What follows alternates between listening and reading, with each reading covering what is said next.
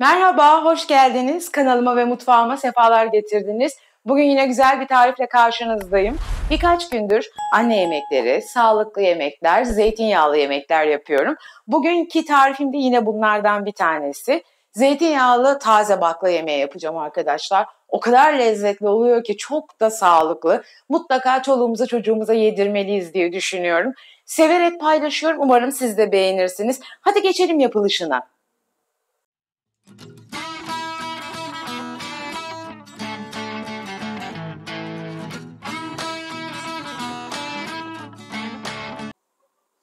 Şimdi öncelikle bir kase suyumun içerisine yarım limon suyumu döküyorum ve 2 yemek kaşığı da unumu boşaltıp karıştırıyorum. Şimdi arkadaşlar, kararmasını istemediğiniz sebzeleri ayıkladığınız zaman enginar gibi, bakla gibi, iç bakla gibi sebzelerimizi mutlaka limonlu ve unlu suya koyalım ki hem daha beyazlıyor, daha lezzetli oluyor ve kararmasını önlemiş oluyor. Şimdi güzelce bu unumu ben karıştırıyorum ve şimdi baklamı ayıklayacağım. Güzelce yıkadığım baklalarımı süzdüm. Çünkü bu son suyumuz olacak. Önce bir baklalarımızı yıkamak lazım. Baklalarımızı ayıklıyoruz. Başlarını kesiyorum ve ortadan ikiye bölüyorum arkadaşlar. Bakla ayıklaması bu kadar kolay. Güzelce yıkadıktan ve süzdükten sonra mutlaka ayıklayın. Ortadan da ikiye bölüyoruz ve bu unlu suyumuzun içerisine atıyoruz. Şimdi ben bütün bu baklalarımı ayıklayayım, sizi sıkmayayım, sonra geri geleceğim. Şimdi bir adet kuru soğanımızı yemeklik olarak doğruyoruz. Gördüğünüz gibi baklalarımı ayıkladım ve suda bekliyor. Soğanlarımızı ufak ufak doğruyoruz.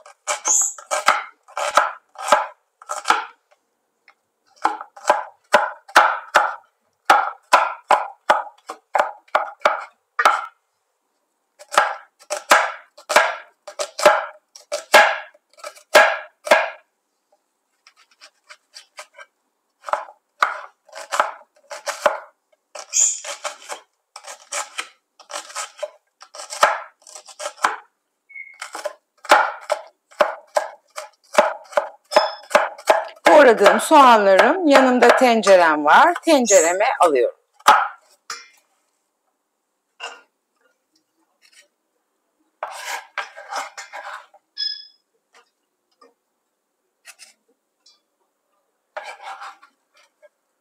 Şimdi bir avuçtan biraz fazla dereotum var. Yıkadım güzelce hafif saplarıyla.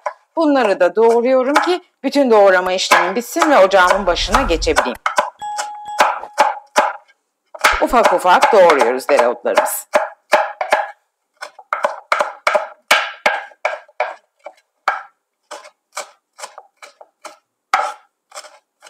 Evet, dereotlarımız da hazır. Şimdi ocağımızın başına geçebiliriz. Evet, tenceremi ocağıma aldım. 3-4 yemek kaşığı kadar zeytinyağımı koyuyorum soğanlarımın üzerine ve soğanlarımı güzelce biraz kavuracağım. Hafif pembeleştireceğim. Şöyle üzerlerine bir çay kaşığı kadar tuz ilave ediyorum. Ve soğanlarımı kavuruyorum. Soğanlarım birkaç dakika güzelce kavruldu. Yumuşadılar. Şimdi suyumu süzerek bu baklalarımı tencereme alıyorum. Baklalarımla birlikte de birkaç dakika kavuracağım.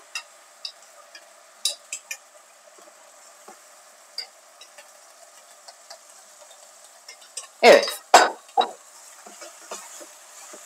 Şöyle hemen birkaç dakika çevirip kavuracağım.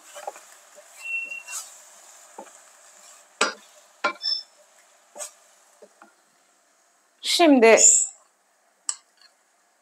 bir çay kaşığı tuz yine ilave ediyorum. 2 tatlı kaşığı da şeker ilave ediyorum. Kaynamış suyum var. Üzerlerine de kaynamış suyumu koyuyorum. Fazla üstünü geçmeyecek. Fazla cılbır cılbır su olsun istemiyorum arkadaşlar. Baklalarım üstte görünüyor. Şimdi yemeğim kaynayacak. Kaynadıktan sonra altını kısacağım. Kısık ateşte 15-20 dakika yumuşayana kadar pişecek ve ondan sonra yapacaklarımız var. Şimdi yemeğim pişmek üzere 25 dakikadır kısık ateşte kaynıyor. Terbiyesini yapacağız. Yarım kaşık kadar unum var. Unuma yarım limon suyunu ilave ediyorum. Biraz da su koyacağım. Topaklanmadan güzelce bu unu açacağım. Güzel bir terbiye yapacağım. En son olarak bunu boşaltacağım yemeğime. Ve 5 dakika daha unla birlikte pişireceğim. Evet, yemeğim kısık ateşte güzelce kaynadı ve yumuşadı. En son olarak da bu terbiyesini ilave ediyorum. Ki çok daha güzel renkli bir baklama olsun. Bir 5 dakika daha bu unla birlikte pişirmeye devam edeceğim ki un pişsin, çiğ kalmasın. Şimdi bu başta doğramış olduğumuz dereotlarını ilave ediyorum. Dereotu baklaya inanılmaz derecede güzel yakışıyor. Harika bir koku veriyor ve renk de veriyor. Şimdi son birkaç dakika daha kaynatacağım birlikte. Altı kısık demlenmiş olacak ve yemeğimizi sonra servis edeceğiz. Evet, baklavamız pişti. Toplamda yarım saatte yemeğimiz hazır oldu. Nefis görünüyor. Çok sağlıklı, lezzetli. Taze bakla zamanı geçmeden mutlaka bu tarifi denemenizi öneriyorum arkadaşlar. Tarifimi deneyecek olanlar lütfen yorumlara yazsınlar. Çok merak ediyorum fikirlerini ve şimdiden afiyet olsun diyorum onlara da. Videomu beğenmeyi, kanalıma abone olmayı ve bildirim zilini açmayı lütfen unutmayın. Destekleriniz benim için çok değerli arkadaşlar. Sizler için çekiyoruz bu videoları. Umarım bir sonraki güzel tarifte buluşmak üzere. Kendinize iyi bakın, sevgiyle kalın, hoşça kalın.